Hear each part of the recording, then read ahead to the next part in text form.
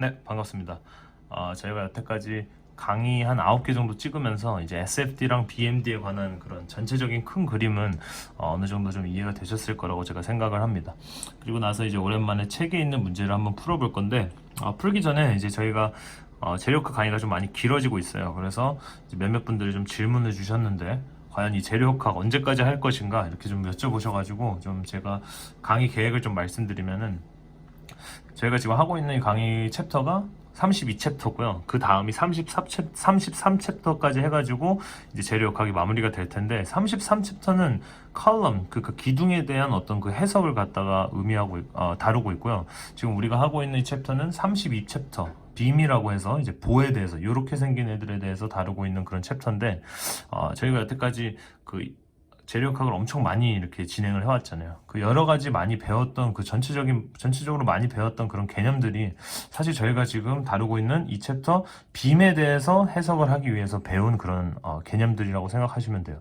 그러니까 그 말은 즉슨 뭐냐면은, 만약에 33챕터 제가 컬럼까지 재료학에서 다루고자 한다면은, 그 컬럼에서 또 쓰이는 어떤 이쿠에이션이라든지 아니면 또 뭐 여러 가지 모든 것들을 또 처음부터 다시 다뤄야 됩니다. 그렇게 되면은 또 이제 문제풀이하고 강의를 진행하는 데 있어서 또 너무 오래 걸릴 것 같아서, 사실 제가 재료학 제 강의 계획에서는 일단은 컬럼을 제외하고 이번 챕터 32챕터를 마지막으로 재료역학을 끝낼 것 같아요. 그 다음에 이제 뭐 구조역학 이런 쪽으로 나가면서, 나중에 그 구조역학이 어느 정도 지금 진행이 된 상태에서 그 컬럼에서 쓰이는 이쿠에이션들과 뭐 구조역학에서 쓰이는 그런 이쿠에이션들이 겹치는 부분들, 그런 순간들이 나올 때 제가 이제 좀 한번 다시 돌아와서 이렇게 좀 풀이를 해드리는 식으로 한번 진행을 해볼 겁니다. 그래서 아마 이제 이번 문제를 마지막은 아니죠. 이번 문제랑 제가 보니까 이제 뭐 디플렉션 문제 해가지고 한 두세 문제 있는데, 그렇게 해서 다뤄보면서 아마 이제 이 길고 길었던 이 재료학 강의가 끝날 것 같습니다.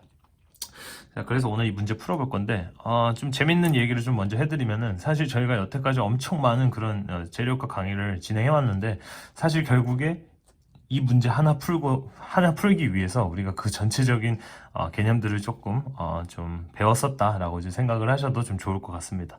그러니까 이 문제가 사실 제가 이제 밴딩 스트레스 제가 강의를 좀 드렸었잖아요. 그래서 구피 목력에 대해서 총괄 개념을 드렸었는데, 그 강의하고 나서 제가 바로 다음 시간에 그 밴딩 스트레스라는 강의 개념 자체가 조금 어렵고 복잡해서, 실질적으로 문제에 어떻게 쓰이는지를 보여드리면 좀 이해가 쉽잖아요. 그래서 제가 바로 이제 문제를 한 두 가지 정도 만들어가지고 그때 가져와서 문제를 풀어드렸는데, 사실 그때 우리는 아직 좀 모르는 게 많았습니다. 그러니까 SFT라든지 BMD라는 그런 개념들을 몰랐기 때문에 우리가 아무래도, 저도 이제 진행을 하다 보면서 조금 여기는 안 배웠던 것 같은데 얘기도 되나 이러면서 좀 멈칫했던 순간들이 있었는데, 오늘 제가 그때 풀었던 연습 문제와 똑같은 문제예요, 사실은. 그래서 뭐 전혀 뭐 문제를 그 푸는 데 있어서는 뭐 큰 어려움이나 지장은 없을 건데, 다만 이제 그때와 지금의 차이는 우리가 SFT와 BMD 아니면은 뭐 전체적인 이제 개념들이 장착이 되어 있는 상태에서 문제를 풀 거기 때문에 좀 더 이제 실질적으로 프랙티컬하게 우리가 이 문제를 좀 더 다룰 수 있겠구나 라고 좀 생각을 해주시면 좋을 것 같습니다. 그리고 또 더 나아가서, 사실 이 문제를 풀기 위해서 우리가 재료학을 배운 것도 있지만, 이 문제가 가장 중요한 이유가 뭐냐면은, 뭐 물론 시험에 문제에 나오는 거는 당연하고요. 우리가 실제로 이제 실무에서 일을 하실 때 뭐 우리가 구조에 대해서 해석을 하거나 아니면 뭐 구조물을 갖다가 설계를 할 때 가장 많이 사용되는 그런 이제 개념입니다. 그렇기 때문에 이번 문제가 되게 아주 완벽하게 잡혀 있다면은 아주 좋은 그런 엔지니어가 될 수 있을 것 같다는 좀 생각이 듭니다.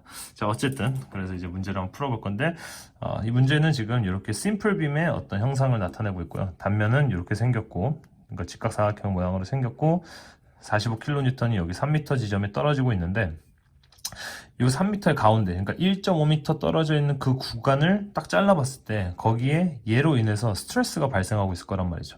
거기에 해당하고 있는 이 맥시멈 컴프레시브 스트레스를 한번 구해봐라 라는 것이 문제입니다. 옛날에 했지만 우리가 지금 또 오랜만에 이 스트레스에 대해서 한번 문제를 물어보니까 좀 당황하실 수도 있어요. 그렇기 때문에 제가 오늘 천천히 한번 스텝 바이 스텝으로 천천히 한번 문제를 다뤄보도록 하겠습니다. 저희가 옛날에 이제 밴딩 스트레스에 대해서 밴딩 스트레스에 대해서 제가 총괄 개념 강의를 좀 드렸었는데 그 개념을 제가 그때 조금 어려웠으니까 지금 다시 한번 복습하는 개념으로 천천히 좀 서머리를 해서 간략하게 한번 요약을 해드릴게요. 자, 여기 지금 이렇게 힘을 받게 됐어요. 그럼 얘가 받게 되면은 여기 그냥 밑에다 제가 그리겠습니다. 사실은 우리가 이렇게 실선이 아니고 이렇게 직각사각형의 모양을 가지고 있으니까 이렇게 생긴 빔일 거란 말이죠. 그래서 여기 핀 롤러가 이렇게 존재할 것입니다. 자, 얘가 힘을 받으면 어떻게 된다고요? 약간 오른쪽에 눌리겠죠. 오른쪽에 눌리면은 약간 이런 식으로, 그렇죠? 그래서 여기 이렇게 롤러가 있고 핀이 있기 때문에 정확하게 U자가 아니고, 그건 제가 정확하게 U자가 아니라는 것을 조금 표현해 드리려고 일부러 이렇게 좀 삐뚤게 그렸어요. 왜냐면 지금 포인로드가 조금 오른쪽에 쏠려 있을 테니까 어쨌든 누르면 이렇게 휘겠죠. 자, 그랬을 때 우리가 아까 말한 요 포인트, 그렇죠? 여기 1.5m 떨어져 있는 요 포인트에 해당하는 응력을 갖다 구하라는 거거든요. 자, 그랬을 때 우리가 요 그림을 그렸을 때 두 가지 가정을 할 게 있었어요. 첫 번째로 중립축은 변형이 일어나도 항상 그 위치를 고수하고 있죠. 그래서 그 위치라는 것은, 중립축이라는 것은 지금 같은 상황에서 이 단면적의 센트로이드 포인트인데, 지금 같은 상황은 그 직각 사각형이기 때문에 그 센트로이드 포인트가 가운데 있을 거란 말이죠. 그렇기 때문에 얘가 정 가운데 위치를 할 것이고요. 두 번째 가정은 평면 보존의 법칙이죠. 그래서 이 평면이나 요 평면들이 다 이 중립축과 이런 수직을 갖다가 이루고 있다는 거죠. 그랬을 때 요 포인트를 한번 쭉 내려와 볼게요. 대충 이쯤 되겠는데, 이쯤에 해당하는 우리가 스트레스, 응력에 대한 다이어그램을 우리가 나타내기 위해서는 어떻게 표현할 수 있냐면은, 우리가 요 정 가운데를 기준으로, 그쵸? 여기에 떨어져 있는 요만큼의 어떤 평면을 이렇게 딱 잘랐을 때 나타나는 그 평면과 또 같이 미러시킨 그만큼에 떨어져 있는 그 평면을 갖다가 잘랐을 때 나타나는 평면의 두 가지 평면을 이렇게 겹치면은 그만큼의 변형률도 알 수 있고, 그리고 또 그만큼의 그 스트레스에 대한 차이도 우리가 볼 수 있죠. 그래서 스트레스 다이어그램을 그릴 수 있죠. 다시 한번 말씀드리면 이렇게 평면이 하나 있겠죠. 직각을 이루고 있을 것입니다. 그리고 요 똑같이 떨어져 있는 그 어떤 평면에서 발생하는 그 단면적을 이렇게 평행 이동시킨다면은 이렇게 그려질 수 있겠죠.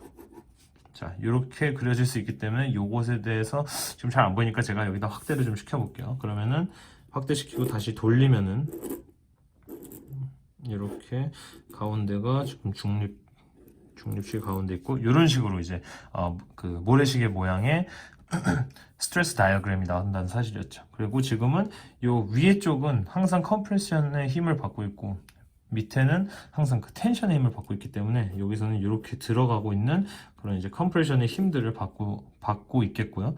이 중립축을 기준으로 중립축 쓰겠습니다. NA라고 뉴트럴 액세스 쓰고요.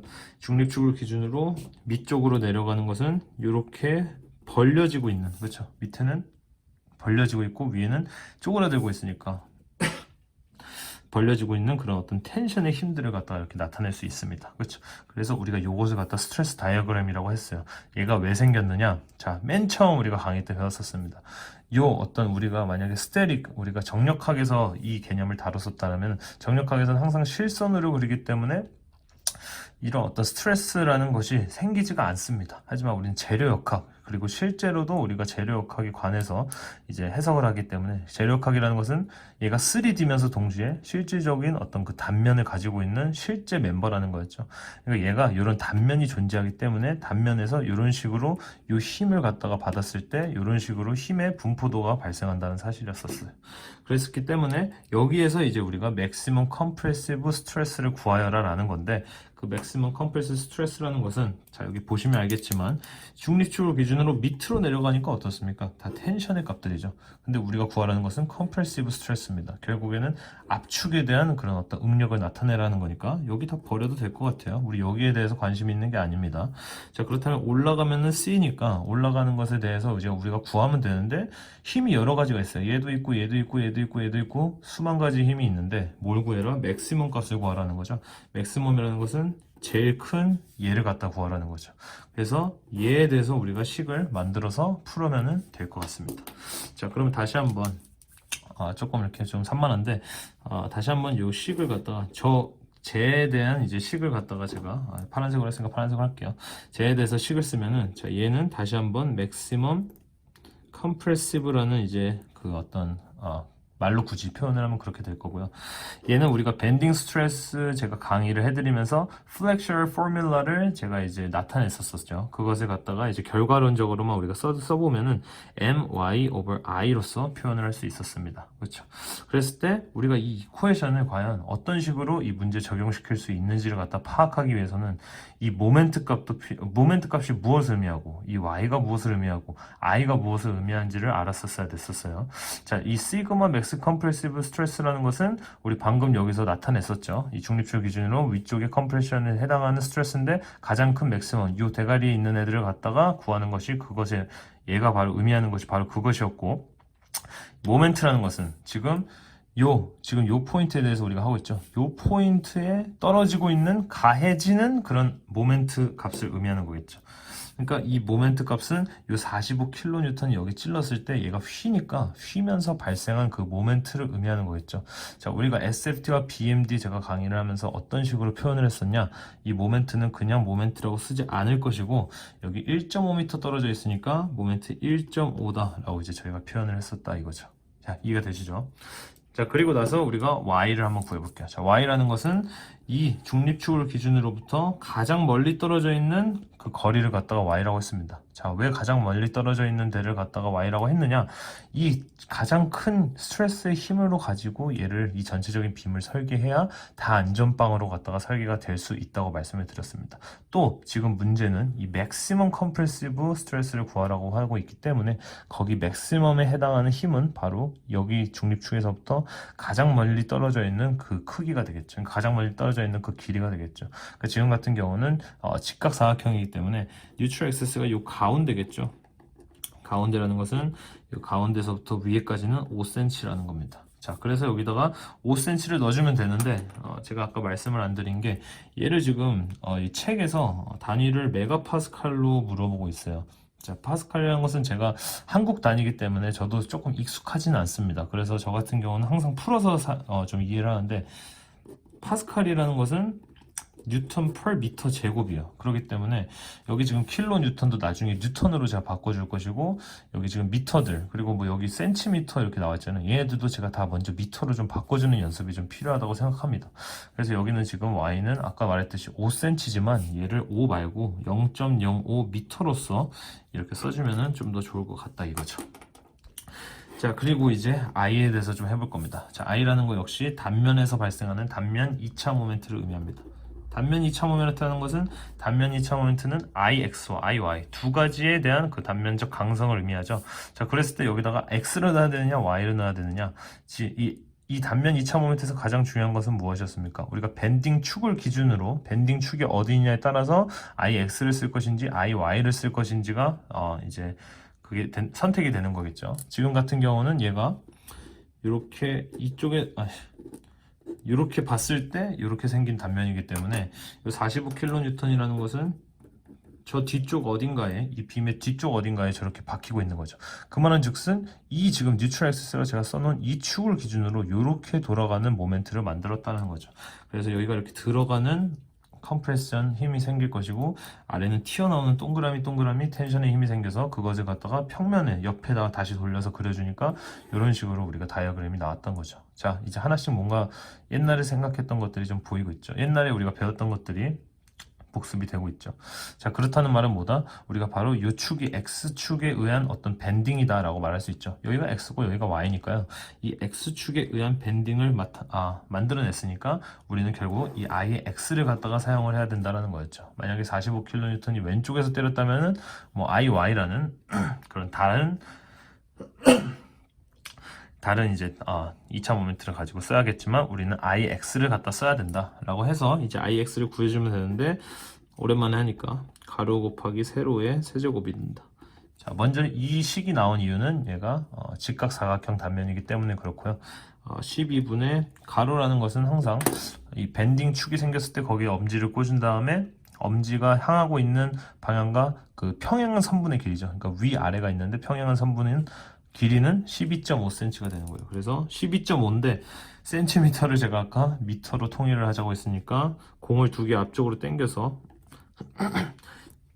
0.125m에 0.125m고요. 그 다음에 세로는 10cm니까 0.1의 세제곱 이렇게 해서 이제 한번 표현을 해보겠습니다. 그러니까 그 값을 이거 계산을 하고 저기다 쓸게요.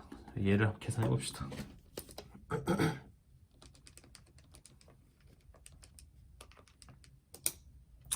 자, 그러면 1.0416 곱하기 10의 마이너스 5 미터의 4제곱이 됩니다. 그렇죠? 그렇다면 결국에 우리는 얘만 갖다가 구해주면은 이 전체적인 이제 문제를 풀 수 있겠죠. 좀 종이가 더러우니까 하나 가져오겠습니다. 자, 우리가 구하고 싶은 거 지금 M1.5를 구하면 된대요. 자, M1.5 우리가 SFT와 BMD 그리면서 많이 다뤘었던 개념이죠. SFT, BMD에서 B만 하나 먼저 그리고 모멘트 그려주고 shear force 위아래로 다뤘었습니다. 그렇죠? shear force 플러스 방향이고 또 했었지만 또 계속 한번 해볼게요. 자, 이렇게 해서 다뤄주면 되겠죠. 밴딩 모멘트 값 1.5m 지점에 해당하는 밴딩 모멘트 값 구해주기 위해서는 우리는 이렇게 잘라서 그릴 겁니다. 그렇죠? 그러니까 여기에 걸리는 수직 리액션 값은 필요하겠죠. 하지만 여기 걸리는 수직 리액션 값은 우리가 구할 필요 없습니다. 따라서 무슨 말이느냐? 여기에 RA가 있으면 여기가 RB가 있을 텐데 우리는 식을 갖다가 여기다 쓸게요. 식을 갖다가 모멘트 B에서 돌리게 되면은 RB는 생략이 되겠죠. RA 곱하기 4.5 마이너스 45 킬로뉴턴 1.5가 되니까 0이죠. RA는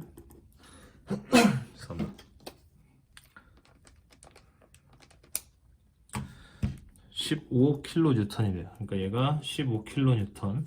자, 45에서 15 빼면 30인 거 알지만 필요 없습니다. 그쵸? 왜 그러냐? 얘를 요만큼만 여기 1.5m고요. 제가 좀 많이 길게 그렸는데 어쨌든. 그리고 여기가 15킬로뉴턴이고 V의 1.5 그리고 모멘트의 1.5. 자, 오른쪽 구간은 여기죠. 오른쪽 구간 저런 식으로 나타내니까 여기도 이런 식으로 나타났고 1.5 떨어져 있으니까 V의 1.5, M의 1.5인데 우리 필요한 건 M의 1.5니까 V 1.5 구할 게 아니다. V 1.5 구할 게 아니라는 것은 역시 방금 요 위에서 했던 거와 마찬가지로 모멘트를 1.5 구간에서 돌려주자라는 거죠. 그러면 V 1.5에 대한 수직 거리가 없기 때문에 날아가겠죠. 1.5, 15 1.5 마이너스 M 1.5는 0이니까 M 1.5가 15 곱하기 1.5죠. 22.5 킬로뉴턴입니다. 따라서 총 마지막으로 이제 식을 써주면 22.5 킬로뉴턴이에요. 킬로뉴턴인데 제가 아까 뉴턴으로 바꾸자 했죠. 그러니까 곱하기 1000을 하면은 뉴턴이 되겠고 0.05m고 밑에 1.0416 곱하기 10의 마이너스 5승 미터 4제곱입니다. 그래서 이제 풀게 되면은 우리가 파스칼의 단위를 갖게 되는 거예요. 자, 이렇게 해서 파스칼. 죄송합니다.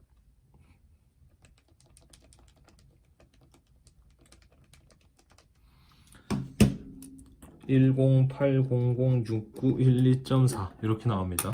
자, 우리는 메가파스칼에 대해서 우리가 물어보고 있으니까 메가파스칼이라는 것은 공이 6개입니다. 하나, 둘, 셋, 넷, 다, 여 이렇게 오라는 거죠.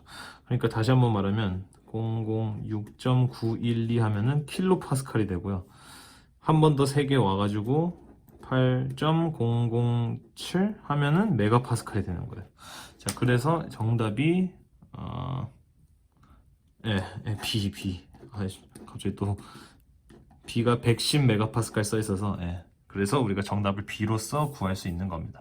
좀 더 나아가서 저희가 한번 저번에 다뤘던 거와 마찬가지로 만약에 이 재료를 갖다가 우리가 yielding stress, 그러니까 항복 강도를 갖다가 제가 이건 한국 단위라서 잘 모르지만 만약에 항복 강도가 200 메가파스칼이라고 해볼게요. 그런데 110 메가파스칼의 어떤 힘을 가졌다라는 것은 뭡니까? 다시 한번 의미를 좀 한번 따져보자면은 얘는 200 메가파스칼까지 옛날에 우리가 그 그림을 그려서 한번 이 그래프에 대해서 한번 해석을 해본 적이 있죠. 그래서 우리가 항복 강도를 갖다가 요 포인트로 우리가 잡았었단 말이에요.